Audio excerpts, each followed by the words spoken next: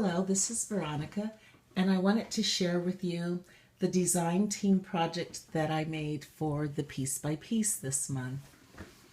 A friend had given me a wooden tote.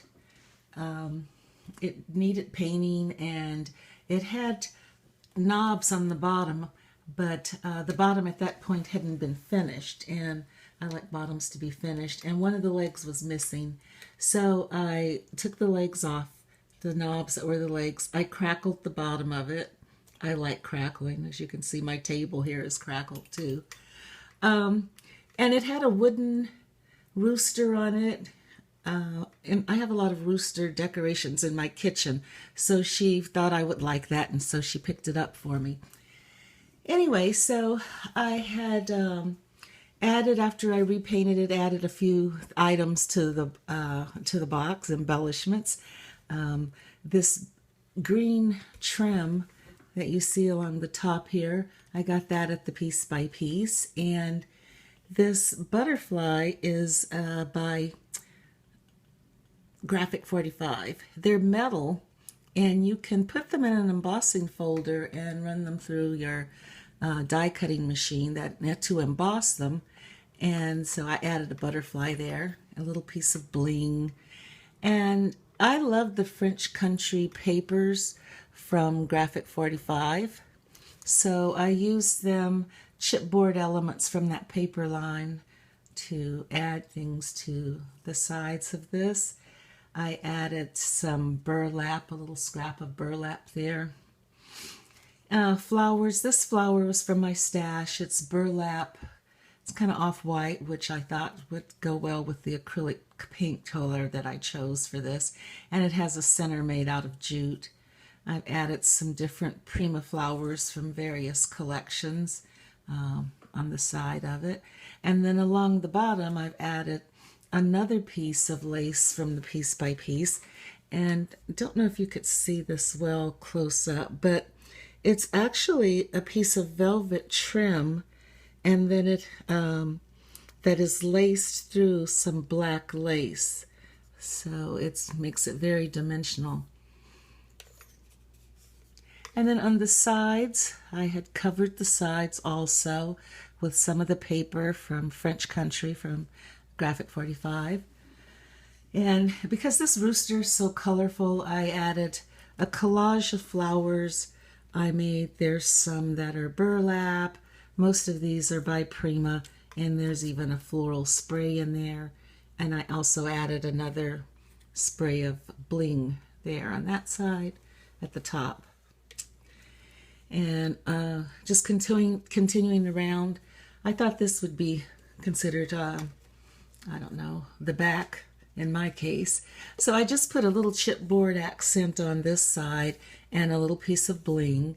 You'll notice that there's little cubbies in this on this side, which would be good for putting, I thought, bottles of things, decorative things. You know how you buy those bottles with peppers or garlic and things in them, or olive oil, something like that for storage. I also added on the inside some of the chipboard accents. The same on this side of the tote. I added some paper, some flowers, a piece of a chipboard accent, continuing with the trim at the top and going around the bottom as well. And this was back to the front. So at the top, I made a little book to go inside. I'll quickly show that to you in a minute. At the top, I've added an Eiffel Tower charm, just tied on a piece of jute to the handle, and some grosgrain ribbon, which I left long, but it could also be tied into a bow, and then a piece of millinery netting I've put on there. So I wanted to quickly show you also a little mini album that I made. Like I say, I love these papers, and I had some in my stash and some chipboard pieces. So just made a book with plain chipboard covers that I covered. This book is, I believe, about 5 by 7. There's some pockets, a lot of pockets throughout. And some of the pages have little flip outs to them. This is another one that will flip open. This had a little graphic 45 accent that I just punched out. This page has a flap that opens like a matchbook. This one, another flip out page. This one, another little shallow pocket page, that is. This was a tag. Actually, it's from the Prima collection. And just put on there a flower, little pocket. On the other side, with washi tape, I added a little mat that flaps up.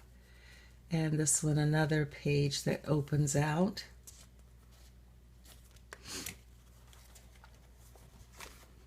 This has a flap, so you could put a photo underneath there.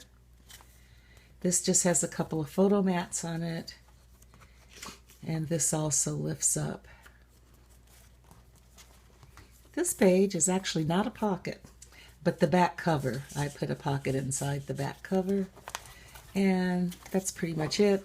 Just thought it would be nice to add a nice lace accent trim to the top of the back. I thought that really enhanced that back cover. So then, after you add photos and things, this little book could just store in my tote. So thank you very much for watching.